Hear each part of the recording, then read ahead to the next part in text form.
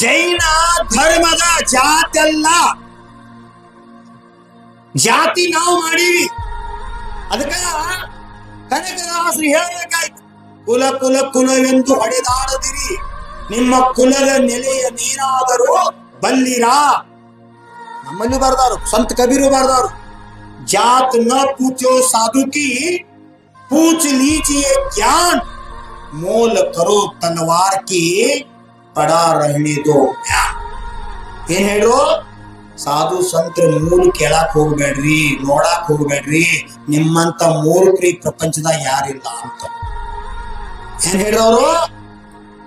ಈ ಸಾಧುಗಳ ಜಾತಿ ಯಾವ್ದ, ಈ ಭಕ್ತರಿಗೆ ಜಾತಿ ಯಾವ್ದ ಅಂತ ವಿಚಾರ ಮಾಡಬೇಡ್ರಿ. ಭಕ್ತರಿಗೆ ಜಾತಿ ಇಲ್ಲ, ಸಾಧುಗಳಿಗೆ ಜಾತಿ ಇಲ್ಲ, ಹಂಗಿಲ್ಲ ಅಂತ ಕೇಳ್ರ. ಸಣ್ಣ ಉದಾಹರಣೆ ಆಚಾರ್ಯ ಪೂಜ್ಯಪಾದರು ಸಮಾಧಿ ತಂತ್ರ ಅಂತಕ್ಕಂಥ ಗ್ರಂಥದೊಳಗೆ ಬರ್ದಾರ್ತಿರಲ್ಲ, ರಾಮನಾಮ ಸಾಕ್ ನಂತರ ಮಂದಿ ಮಾತಾಡ್ತೈತಿ ನೋಡು, ರಾಮನಾಮ್ ಸತ್ಯ ಹೋ ಗಯಾ, ರಾಮನಾಮ್ ಸತ್ಯ ಹೇ.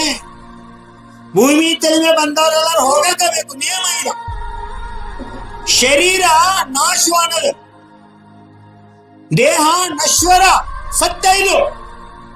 ಆತ್ಮ ಮಾತ್ರ ನಶ್ವರ ಅಲ್ಲ, ಆತ್ಮ ಈಶ್ವರ, ಆತ್ಮ ಶಾಶ್ವತ. ಆ ಶಾಶ್ವತ ಇರ್ತಕ್ಕಂಥ ಆತ್ಮನ ಹೆಂಗ್ ತಿಳ್ಕೊ, ಅದಕ್ಕೆ ಜಾತಿ ಇದೆ.